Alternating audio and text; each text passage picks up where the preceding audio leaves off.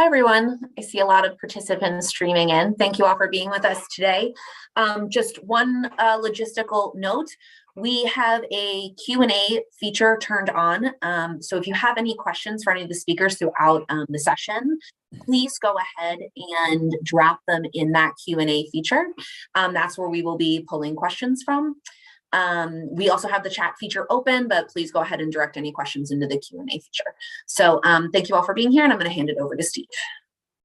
Thank you so much, Ellen. Welcome everybody to the second session in our four-part series on cannabis policy issues for North Carolina. Last week, we covered health and law enforcement implications. Today, we're going to talk about regulatory sales and taxation issues. And then in our special April Fool's Day edition next week, we're going to do growing and processing cannabis. And then our final session on April 8th will address racial equity issues. Very happy to have distinguished panelists here. Very happy to have all of you here. It's very nice weather here in Raleigh. And so I'm sure many people would rather be out walking their dog or playing tennis, but here you are listening to this webinar. So thank you for your dedication. What I'm going to do is introduce all three speakers at the get-go, and then that will allow us just to go straight through the three speakers and leave some time for Q&A at the end. So Jillian Schauer, our first speaker, is the Executive Director of the Cannabis Regulators Association, a nonpartisan organization that convenes cannabis regulators from more than 40 states and territories to identify and share best practices in cannabis policy. Jillian also serves as a research scientist with the Addictions, Drug, and Alcohol Institute at the University of Washington, and she has authored more than 65 peer-reviewed research publications on cannabis, tobacco, and other substances. Our second speaker, Bo Kilmer, is the Macaulay Chair in Drug Policy Innovation and Director of the RAND Drug Policy Research Center, as well as a senior policy researcher at the RAND Corporation. Bo is co-author of a book on cannabis legalization that was published by Oxford University Press, and his commentaries on drug policy and other issues have appeared regularly in publications like the Los Angeles Times, the New York Times, USA Today, and the Wall Street Journal. And our third speaker, Pat Oglesby, is a lawyer and the founder of the Center for New Revenue, a tax policy nonprofit based in Chapel Hill. Pat previously served as Chief Tax Counsel for the United States Senate Finance Committee, and he has served as co-chair of the Regulatory and Tax Structure Working Group of the California Blue Ribbon Commission on Marijuana Legalization. And he is also the co-author of state cannabis policy reports commissioned by the states of Vermont and Washington. So without further ado, Jillian, I'm going to turn the floor over to you. Great. Thanks so much, Steve. And welcome to everybody. It's an honor to be here with you today. I'm going to be focusing on policy and regulatory considerations for medical cannabis programs. And my first slide is just a little bit more detail about the Cannabis Regulators Association. I'm going to skip it because of time, but I will put our website in the chat so you can learn more if you'd like to.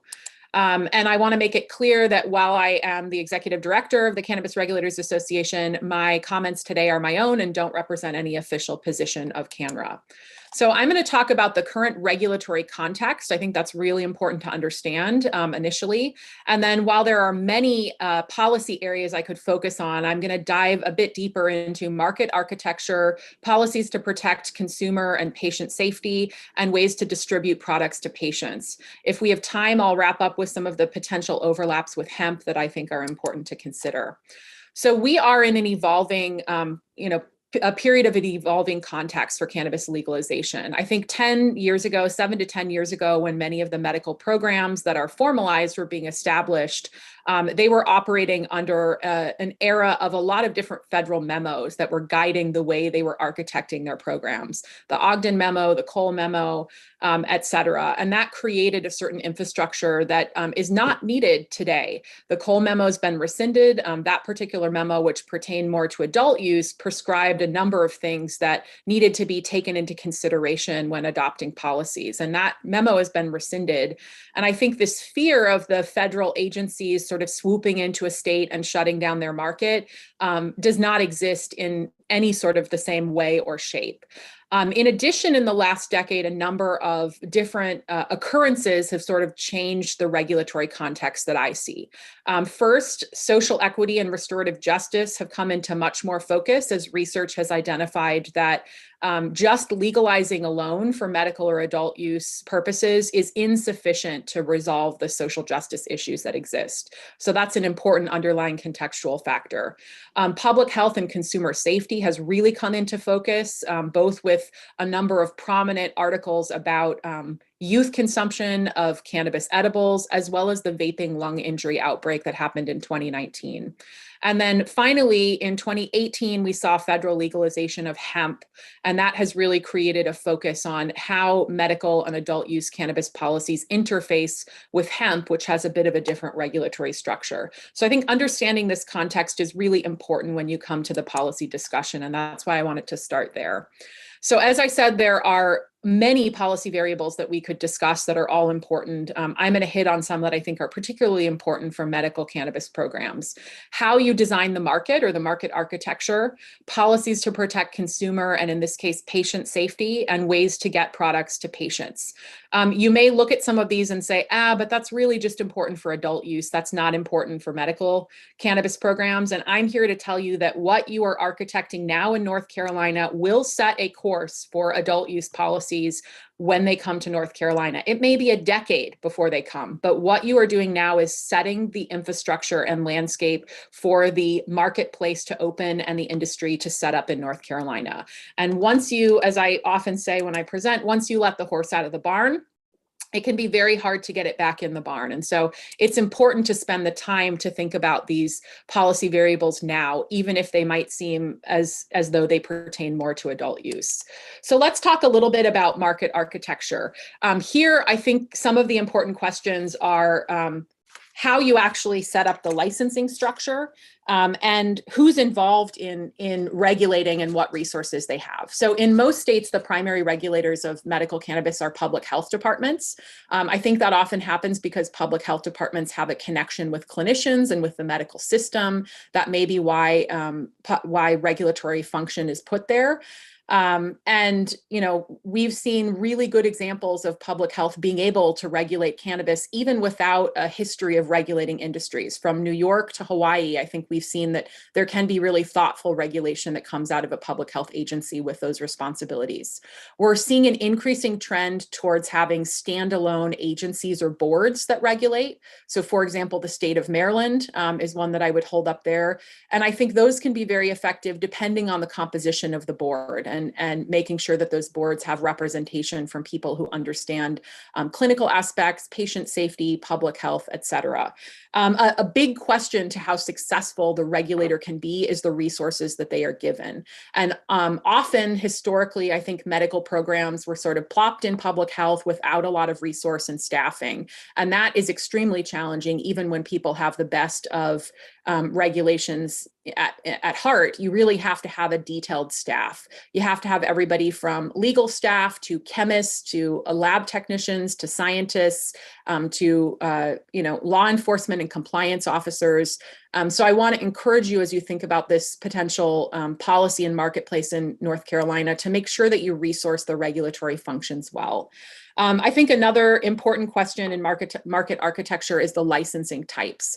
Historically, medical markets have been built on a vertically integrated system. So that's a system where the same entity can grow the product, can process the product, and can sell the product. That vertically integrated system came about initially for a variety of reasons. It came about to ensure that people selling the product could have legal product that they were selling, that illicit market product was sort of kept out. The vertically integrated approach also minimized the operators in a marketplace. And so if there was to be federal engagement with a state or shutting down a marketplace, there would be fewer entities engaged in that. And I also think it came about for patients to try to provide patients with a seamless, you need this type of product, we can produce this product and get it to you type approach. But there are additional considerations for vertical integration that I think you'll probably explore a bit more next week. Vertical integration, when not structured properly, And when that's your entire market, can make it more difficult for equity applicants to operate. It can also make it more difficult for in-state applicants to operate. So I think there's a place for vertical integration, but encourage you to take time to sort of look at that and consider the best approach for North Carolina, and not just automatically create an entire vertically integrated marketplace that will have a handful of operators. The next thing I want to discuss is consumer safety. There's a lot to dive into here. I want to start with product types and forms. While on the adult use side, we see very few restrictions for product types and forms, on the medical side, we have seen a handful of states that have banned smokable products. We've also seen a handful of states that have banned edible products. There are all sorts of different reasons that I would hypothesize that those bans have come about. I don't have a ton of time to get into those. But what I would say is that I do think for some patients, edibles are probably an approachable and, in their perspective, a safe way of consuming cannabis. So I would encourage you to really talk to your patient population to understand if banning edibles is the right approach. I think edibles are often banned because of a concern that they can be accidentally ingested by youth, or they may appeal to youth. And there are other policy variables that can really safeguard that while still potentially making edibles available if that's something the patient community wants. Smokables, I think the concern is around combustion. I will mention that 2 states that ban smokables, Minnesota and New York, initially in their program, have in the last year or so adopted smokables. And one of the big arguments given for that was the price of the products in the marketplace exceeded what patients felt they could pay, and smokable products were less expensive. So just highlighting some of the arguments there. There's also a class of products that are very medicalized. You can see at the bottom, metered dose inhalers, suppositories, et cetera. I'll point to some interesting policy in the state of Colorado, where they have created an audited class of products for products like these that look like products that the FDA is responsible for overseeing and approving. And part of their reason for that is this audited approach to policy allows for a more detailed scrutiny of products that, like these, impact, touch the membranes and can be very quickly absorbed into the body. They have different safety considerations. So I think that's something to consider as well. Products that can look like other medical products may warrant some different treatment. Product ingredients are really important to think about. I would encourage broad authority for the regulator to make decisions about what diluents or excipients are allowed. So a diluent or excipient would be something that's added, for example, to the THC or CBD or other cannabinoid extract in a vape cartridge, for example. Most famously, probably vitamin E acetate was the excipient that was involved in the vaping lung injury outbreak. And so the vaping lung injury outbreak brought a lot more scrutiny to the types of additives and excipients that are being used in vaping products and their safety. And we don't know very much about the safety profile of these products. We learn more every day. And so for that reason, I think it's valuable for regulators to have broad authority to take action to make sure that what's being added to products is safe. Terpenes, which are naturally occurring flavors in the cannabis plant, also warrant consideration. We're still learning a lot about what they do in terms of public health and safety, and we need to learn more. I think one of the most important questions for me, and again, where I would recommend broad authority for the regulator, is the quantity at which terpenes are added to things like vape cartridges. Terpenes occur in the cannabis plant around 6 or 7%. They're often added into vape cartridges, 30, 40%. And so we don't have a good understanding of the safety profile there. And there are other ways to sort of safeguard the safety of products that I won't get into, different, GRAS standards that you can use for food, FDA and active ingredient lists for drugs. Those all have limitations, but are certainly good to bring to the table. And I think product safety is especially important in a medical market because you are dealing with patients that may have underlying conditions and may be very impacted by some of these additive ingredients. Product testing is also critically important for the same reasons. And in most states to date, the product testing infrastructure has been through third-party testing labs. These are labs that have as their clients the industry, and they conduct testing for the industry to meet standards that the state sets. There are many third-party labs that are good operators and do a stand-up job.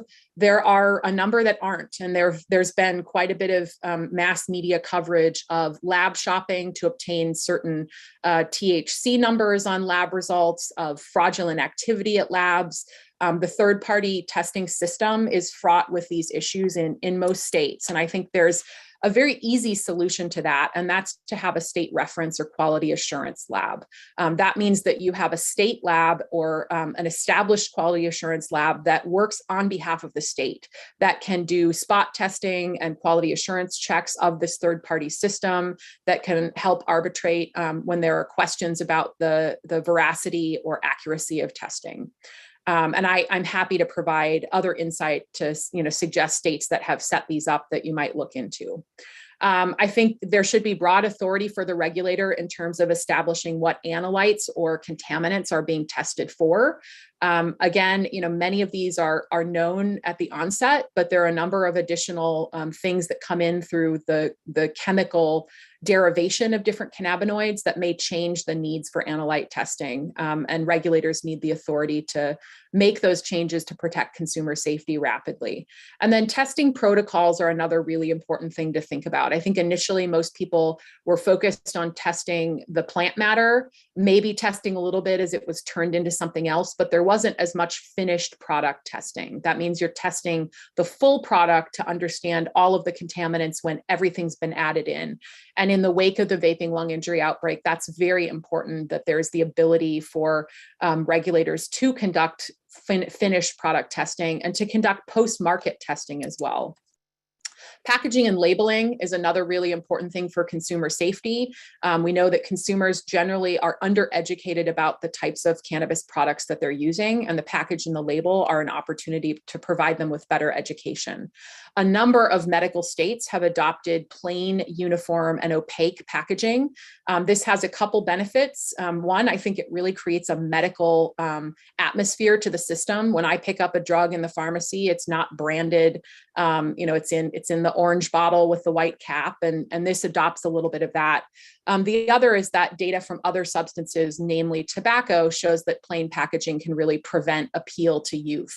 So you can see some examples of Canada, which as a country has adopted plain packaging here to show you what that looks like. And you can also see the universal symbol there, which is also important to have, denoting that the product contains THC to anyone, whether they can read English or read or not. I think child-proof packaging is a standard, so I won't speak extensively about that. Virtually every state has that now. Protecting and informing consumers is another byproduct of packaging. And increasingly, we're seeing states focus on labeling for the total THC content, not just Delta 9, which is one THC isomer. We're seeing people try to let consumers know how much Delta 8, Delta 10, how much total THC is in that product so that they can titrate their dosing appropriately. Labeling with the processing and manufacturing details can also be important, I would argue, especially for patients, so they know where there's solvents or acids used in this, what might be residual, what's been tested for. I talked about the universal symbol. Including a poison center phone number or a drug information website can also be valuable. Adverse events are possible even in patients that are being monitored, and they need to have very clear guidance of where to go to report adverse events. And then warning labels. There are a host of warnings that are, again, important for patients to be aware of. Most warning labels in this country on cannabis products read like a legal disclaimer. And I think there's a more effective way to do that by rotating warnings. You can see in Canada, they have half the package and it's in yellow, so it's very clear. And then the challenge is that there are still products that appeal to kids, and it's still challenging to reach consumers. Product oversight, compliance, and monitoring. I think there are a couple things you can do here. On the pre-market side, there are a number of states that have pre-approval processes for all products. And that allows you to really catch compliance issues, but also allows you to identify things that need to be addressed down the road that you may not have been aware of are happening in products. Post-market, there's point of sale education that you can do, compliance checks, post-market testing authority, and throughout a seed to sale tracking system is really important. And there are a couple medical states that have been able to link their seed to sale tracking with patient information and provider registries in a very sophisticated way. Distribution of products, very briefly, I'll just mention there are a number of ways to go about this. One is through bud tenders or people that are staffed at industry dispensaries. A number of states, though, have adopted models where pharmacists or other clinicians are the ones that dispense the products. And some states have a combination of the two, where it's a bud tender with a staff pharmacist. There are ways to improve the quality at the point of sale for patients through training that's required for bud tenders and through increased requirements for recommending clinicians. I don't have a ton of time to get into the hemp landscape, but I will just suffice it to say that hemp is regulated very differently. And I think if you don't consider that in your architecture of your policies, you will end up with two competing markets, one of which has far fewer consumer safety standards and far less oversight, and that can create a dangerous situation for patients. Happy to talk about this more in the Q&A. So in conclusion, I want to leave you with a couple thoughts. The medical marketplace does set a path for adult use markets, and it's really important to take that to heart when you're crafting policy. It's important to give adequate attention and resources to the regulatory to the regulator and the regulatory agency. Consumer safety should be at the forefront, especially given this patient population. Policies on allowable ingredients, required testing, packaging and labeling, and product oversight are vital. It is important to consider the hemp market and possible loopholes that may challenge consumer safety, and then learn and build on policies that have been enacted by your peers and in other states. And that's one of the primary functions of CANRA. So happy to be a resource to all of you throughout this process. Happy to hear from any of you, and thanks for your time. Thank you so much, Jillian, for taking your normal 45-minute presentation and somehow condensing it into 15 minutes. That was fantastic. We're now going to turn things over to Bo Kilmer. Bo, the floor is yours.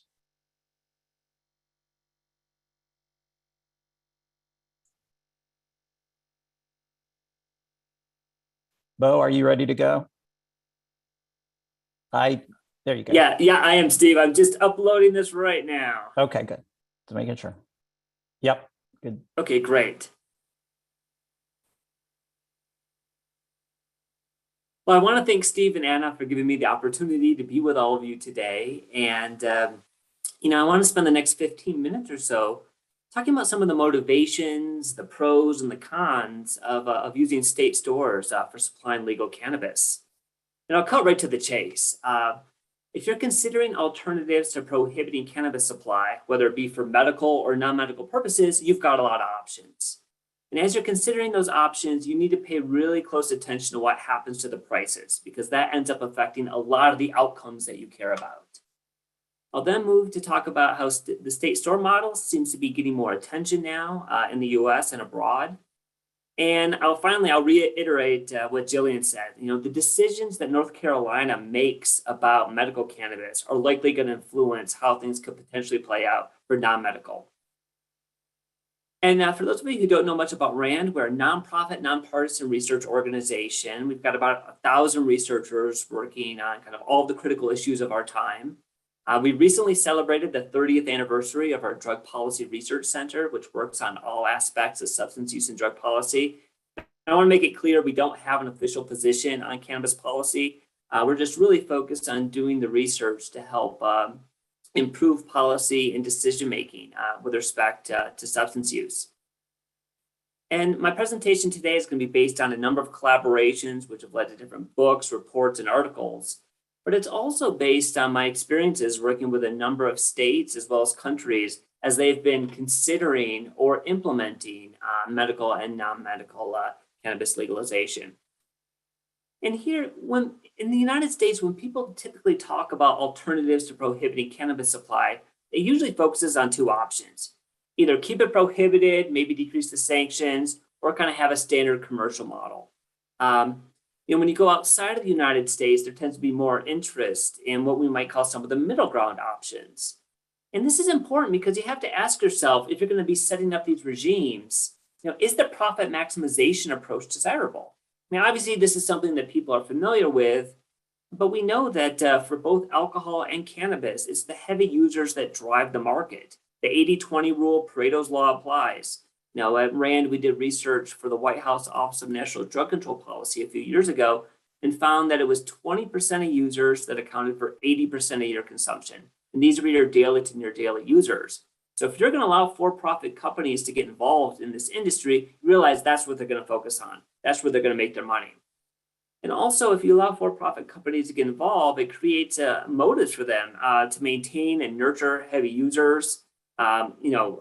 We've already seen lobbyists fighting against regulations and against cannabis taxes.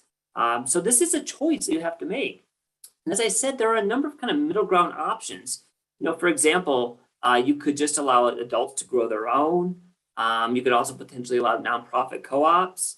Although when some people look at some of these options, they say, well, that's fine, but that's not necessarily going to bring in revenue to the state. But even if you're interested in bringing in revenue, there are other options besides the for-profit commercial model. For example, you could have the government operate the supply chain, either at the wholesale and or retail level. You could limit participation to nonprofit organizations.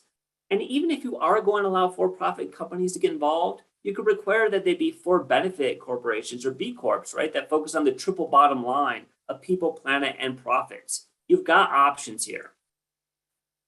And I said this is important because a lot of this is going to influence what happens to the price of cannabis. And if you look at a lot of the outcomes that get discussed in cannabis legalization debates, price is a big factor, right? Price is going to influence what happens to the size of the illicit market, what happens to consumption, potentially what happens to tax revenue, also the profitability of licensed businesses, which has implications not only for employment, but also for wealth generation and social equity. And there are a number of reasons why we would expect cannabis legalization to push prices down. Most importantly, you're getting rid of the risk, right? Beforehand, if you're purchasing cannabis or cocaine or heroin, a lot of what you're doing is compensating the drug dealer and everyone else along the supply chain for their risk of arrest and risk of incarceration. With legalization, that goes away. Also, if you allow big grows, that can push the prices down in a legal environment. It's easier to take advantages of changes in technology. So there are a number of reasons why we would expect legalization to eventually push the prices down. And in fact, that's what we're seeing in a number of states that have legalized. This is a chart from Oregon, just showing that the median retail price for a gram of usable marijuana, probably about 20% THC, it dropped from about $10 to $5 in just a matter of 2 years.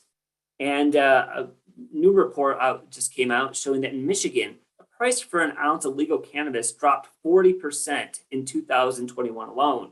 Now, granted, Oregon and Michigan have really, they haven't put restrictions on supply, so they have a significant oversupply problem. But we've also seen similar declines in both Washington and Colorado and some of the other early mover states. And we're seeing these declines happen, but this is still with the federal prohibition.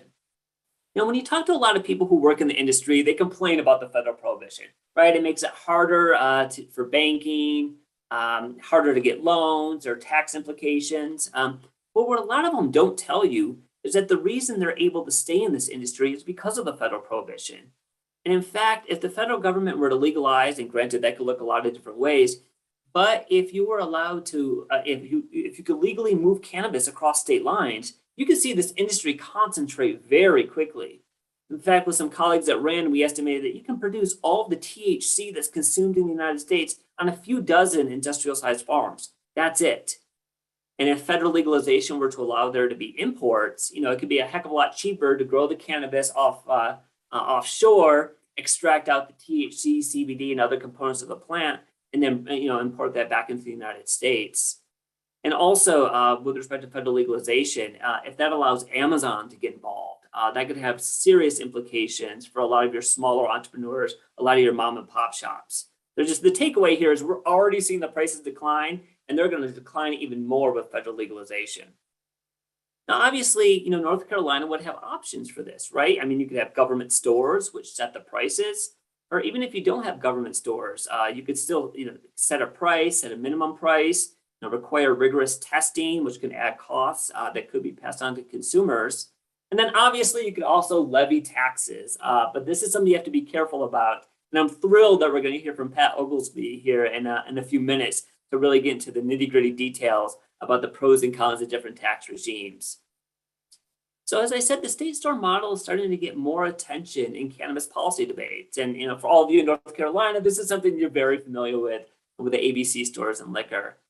This is something that was recently proposed and being considered in New Hampshire for cannabis. It has been implemented in some parts of Canada. And, you've got multiple options here. In some places, the state could control the wholesale level. It could, potentially control what's happening in retail, or it could do both. There are a lot of different options here.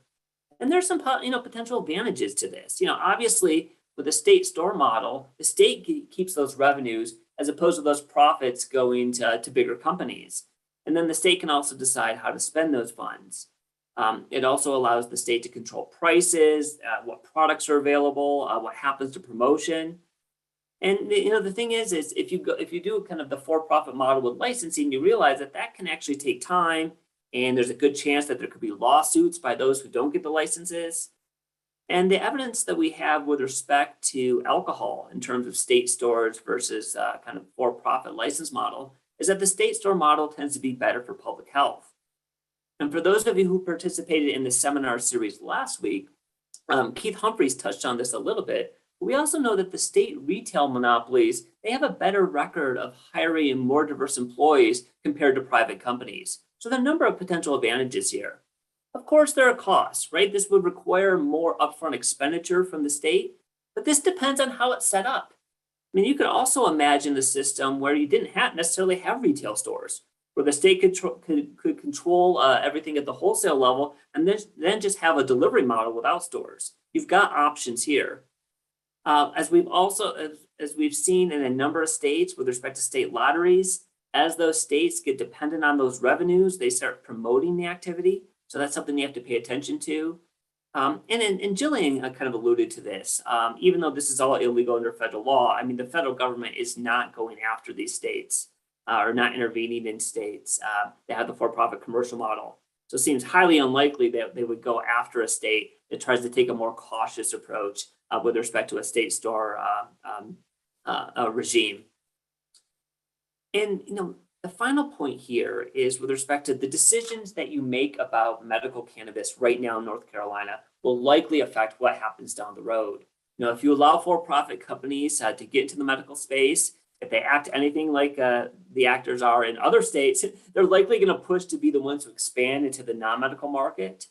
And something with a state store model for medical is that it actually would then give the state more options down the line. Right? If this is something they wanted to do for non-medical eventually, but if you start with for-profit companies getting involved in the medical retail sales, it's going to be a lot harder to kind of then, potentially move to a non-profit or a kind of more of a middle ground approach for non-medical. So it's important that you kind of, even if you're not really thinking about recreational or non-medical legalization right now, this is something that has to be part of the conversation. So my concluding thoughts here, it's a big decision to change your cannabis policy, and it's not binary. I mean, I think Jillian did a great job of kind of explaining about a number of different choices you have with respect to regulation, but also in terms of who gets to supply.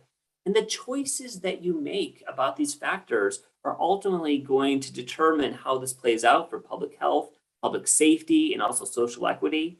And so, when thinking about medical or non-medical in North Carolina, you need to be strategic right now and begin thinking about how changes at the federal level could affect what happens in the state. So with that, I will close. I look forward to any questions and comments you have. If we don't get to your question, please feel free to just send me an email. And if I can't answer it, I'll try to send you to the person who can. So thank you very much. Thank you so much, Bo. Really appreciate that wonderful presentation. Our final speaker today is Pat Oglesby. And so, Pat, I will turn over the floor to you.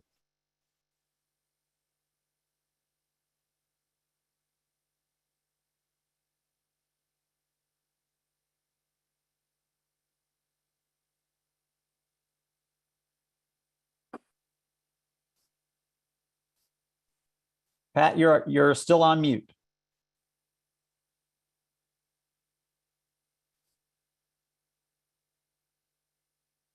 Still on mute.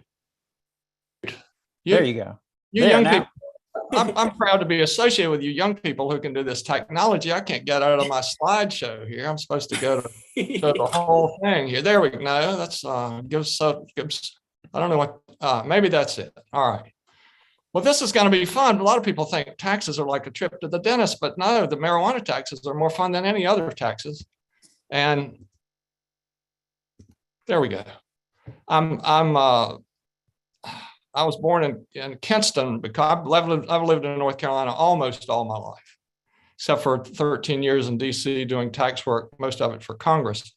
I was born in Kinston because my hometown of Grifton was too small to have a hospital.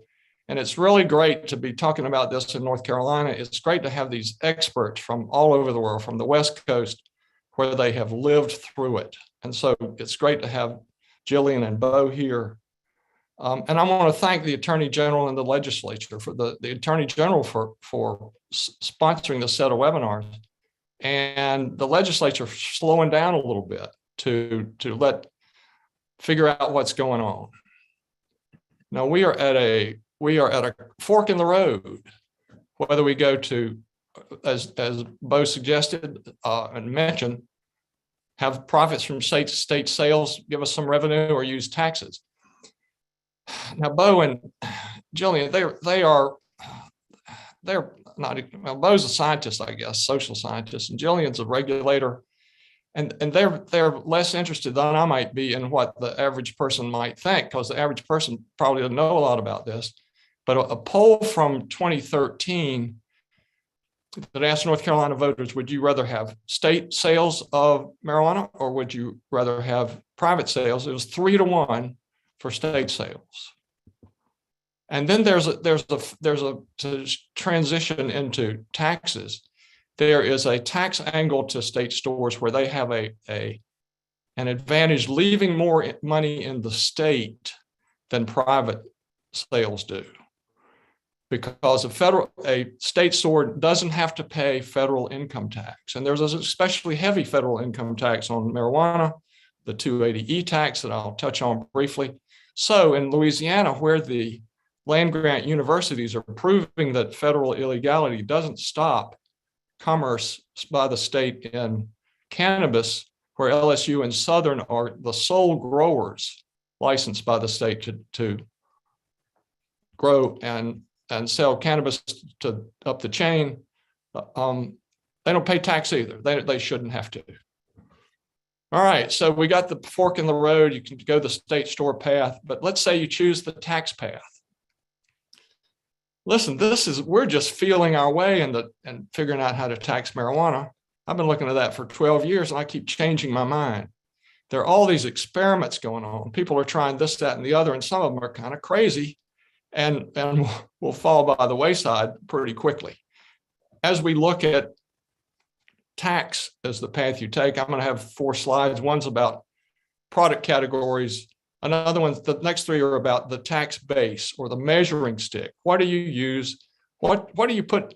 How do you tax this stuff? Do you tax it by price, like Senate Bill 711 does, which taxes or has a fee at 10% of price? Or do you weigh the plant parts like you do with a pack of cigarettes? With tobacco, we weigh it and assess the tax that way. Or do you take THC, the active ingredient, which is the way we do with liquor, and the federal government taxes by proof gallon. So the stronger the liquor, the higher the federal tax. Those are the issues. And here Jillian had a great slide with some product categories. We have to figure out how to tax all these. At the top left, the smokable stuff, the products in between. And then at the bottom right, we in North Carolina have not outlawed this intoxicant called Delta H THC, which is available at your corner CBD store, if not at the gas station. But that we're going to have to figure out how to tax that too, as well as regulate it. So here are the options, the 3 options for taxation being percentage of retail price, weight of plant material, and THC. So I'll start with percentage of retail price. That leaves money on the table.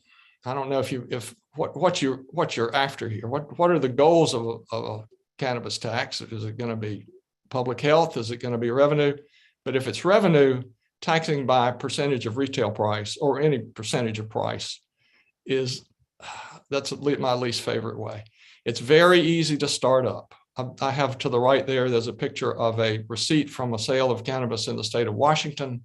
The pre-tax price, $60.75, a 37% excise tax adds $22 and some to that, and then you've got your regular state and local taxes. This is really easy to start up. You just add an extra line to the receipt, add it onto the state sales tax. You got your 10% marijuana tax or whatever. But there are problems with that.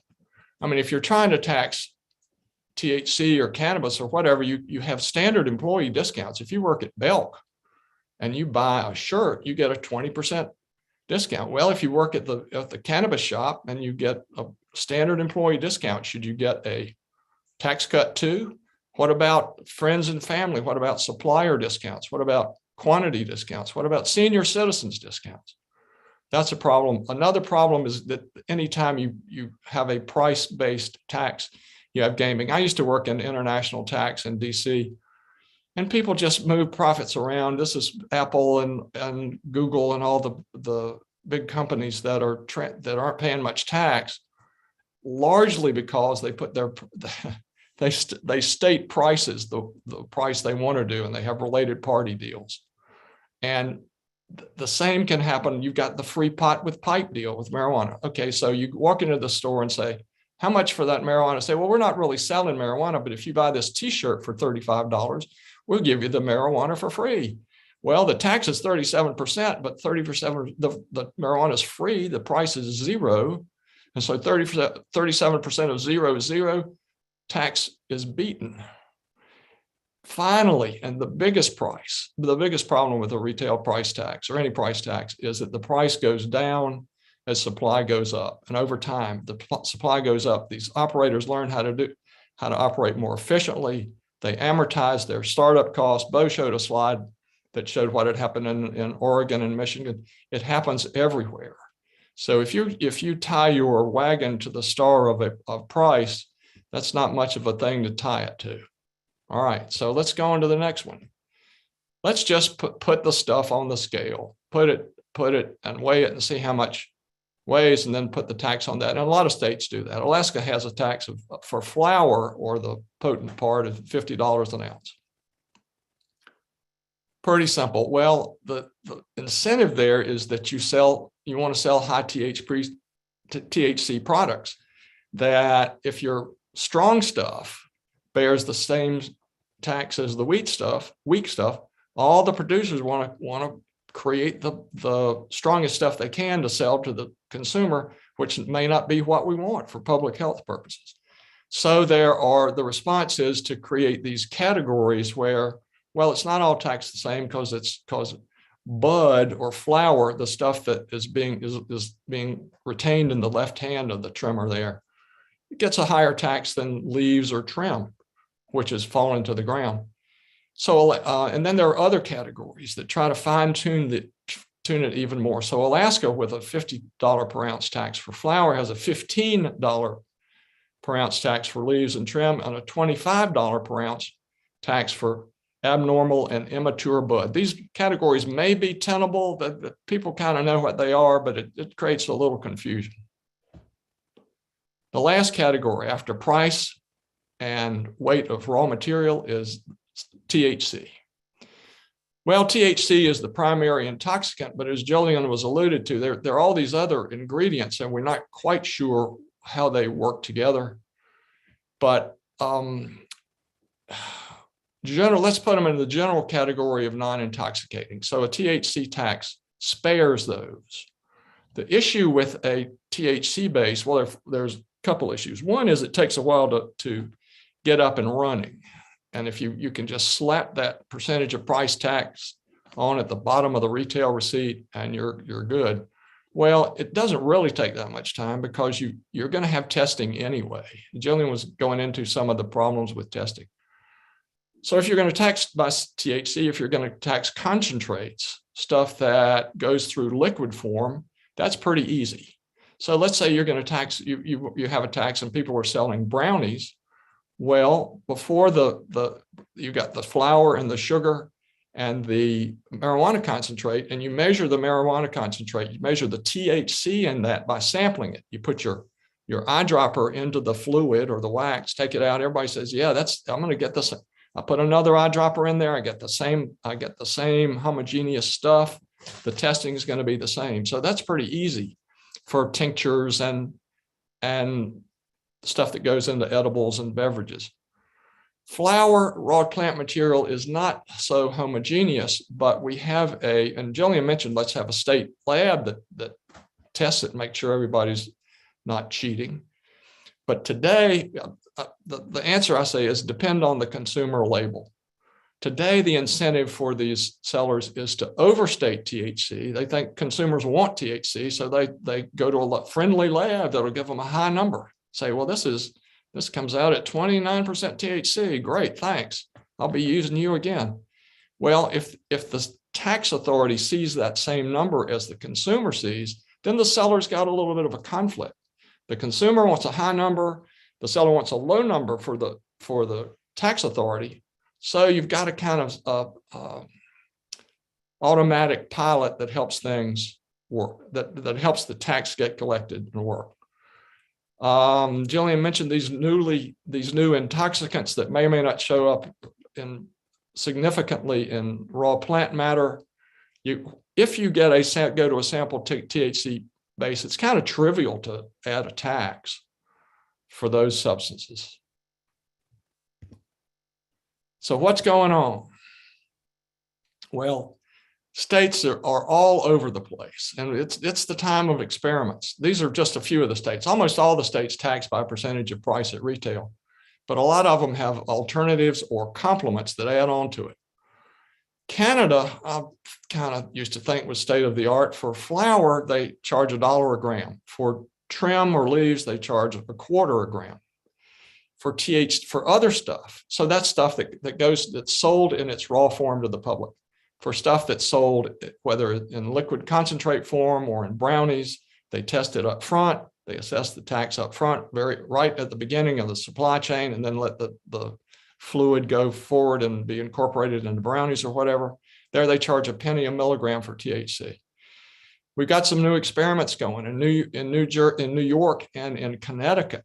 On the books, we have THC taxes for everything, including the flower, including the raw plant material. That makes me a little nervous, but I think it's going to work out okay. New Jersey, to combat the phenomenon of those declining prices that we know are coming, has a tax that goes up as the pre-tax price goes down. There are all kinds of things going on, all kinds of experiments. So what can we do? What's the answer here? Well, if we're going to go the tax route, my least favorite is the percentage of price. Weight of plant, I like better than that. And THC, I think, is the way to go in the long run. Begin with the end in mind. It's like an engineer comes to you and says, well, how about a bridge over that creek? Let's discuss the options for the different kinds of bridges you have. Well, you could say, well, let's just throw a couple logs over it. That's a bridge. But if you follow the advice of Jillian and Bo, which is to say that whatever you start with is very likely to get stuck and is likely to be where you end up with, why not get it right from the first time? State sales may be better than taxes for a lot of reasons. States need not advertise. Private sellers have commercial free speech and are to be able to advertise to their heart's content. And whatever way we go, whether it's state sales, you need to marginalize the illegal market. That's part of the deal. So don't overtax. And the tax can change over time while marginalizing the black market. You've got to prosecute cheaters. We see what happens in California when the penalties are low and the prosecutions are non-existent, that you've got an illegal market that's going crazy. Finally, the hot topic in marijuana tax today is the 280E tax. And some of you may have heard of that. It drives the industry crazy. It's not on the radar screen in North Carolina yet. It's not in SB 711, but the industry is going to come after it, and they're going to say, we want tax deductions for all this stuff we can't deduct now, like our retail expenses, like our glitzy, glamorous shops, like our billboards, like our checks we pay to Willie Nelson and Snoop Dogg for their celebrity endorsements, not deductible today under federal law, and North Carolina copies that law so far. Thanks. Great. I appreciate it. Thanks to the Department of Justice and the legislature, and to all of y'all for listening. Thank you so much, Pat, for that excellent presentation. We have got a few minutes left for Q&A. There are a bunch of questions that we've received, and I'm going to turn to my colleague, Greg Sabin, to share some of those questions. Thanks, Steve. First one is from Representative Meyer about the labs. Could you set up a multi-state lab, or do you follow the standards from another state with a lab? Has anybody tried this in practice? Yeah, I put an answer in the chat as well, but the multi-state labs have a lot of potential if federal legalization changes. So the fact that there's still a Schedule I designation has precluded any state from using a lab in another state because cannabis cannot cross state lines. So what that's meant is every single state has had to create their own lab infrastructure, their own third-party lab system. They can't share the capabilities or expertise of their fellow state. And that's been a big challenge. I think that's part of the reason that we've seen this third-party infrastructure crop up. And so far, the primary sort of check and balance on that third-party infrastructure is licensing and accrediting those third-party labs and having a state reference lab that can serve as an arbiter of, of different results that come from the same lab or different labs. Great. And I don't know, Pat or Bo, if you want to jump in. Thank you, Jillian. Thank you, Representative Meyer, for that question. Greg? Next one from Representative Autry. What's the responsibility of the state in qualifying a bud tender? Yeah, I put a response in the chat as well for that. So in some states, bud tenders are actually licensed. They go through a licensing process with the states, but not all states do that. Some states stop their licensing process at the retail dispensary level. But regardless of whether you're licensing bud tenders or not, I think the missed opportunity that I see in states is around bud tender training. We know that consumers, whether they're patients or adult use consumers, they list the point of sale individual that's dispensing the product to them as their most trusted entity about that product. And so we can certainly do a better job of giving some training there so that bud tenders are equipped with a good scientific base. They understand the policy for compliance reasons, and on the medical side, so they understand what insight they can or can't give and what's based on the science there. Bud, yeah, anything else to add? Anyone else, Bo or Pat, on bud tenders? Thank you, Jillian, and thank you, Representative Autry, for that great question. Greg? Would a state monopoly model add a layer of cost to the consumer versus a vertical integration model? Also, under a state monopoly, would private individuals be permitted to cultivate a personal supply? That's a great question. That's a choice. There's a whole separate question of, regardless if you have for-profit retailers or the state store, there's another question about whether or not you're going to allow home production. And at least with respect to non-medical, I believe every state except for Washington allows for home grows as well. And so, Illinois, Washington, and Illinois, yeah. Yeah, thank you. In terms of the first part of your question, in terms of what it means for the consumer, ultimately it kind of depends on the goals for the state. As I said, prices, in places that have allowed a lot of supply, and they've got for-profit companies doing doing production as well as retail. I mean, you're seeing these declines happen quite a bit. So for someone who's consuming a lot of cannabis, there are savings there. But there are other people that want to keep those prices higher. Not only can they have tax implications, but also from a public health perspective in terms of helping to kind of reduce consumption. So it really kind of depends on your values on this. But as I said, if prices are declining with federal legalization, they will likely decline even more. There are different approaches if the state wants to keep those prices inflated. And one of them would be to have a government store where the state's actually setting the prices, making decisions about what products are available. And Bo, if I can jump in looking at the question, I want to make sure that folks don't conflate the sort of approach to legalization that you laid out and vertical integration. So vertical integration can happen in the same marketplace, commercial marketplace, as a state that doesn't vertically integrate. That's another variable that you make to decide whether or not you're going to have the same entity do it all, or license different entities, or, as we're starting to see, have a vertical integration category for sort of small grow operators or craft grow operators, and have everybody else, be limited in the kind of license they can get.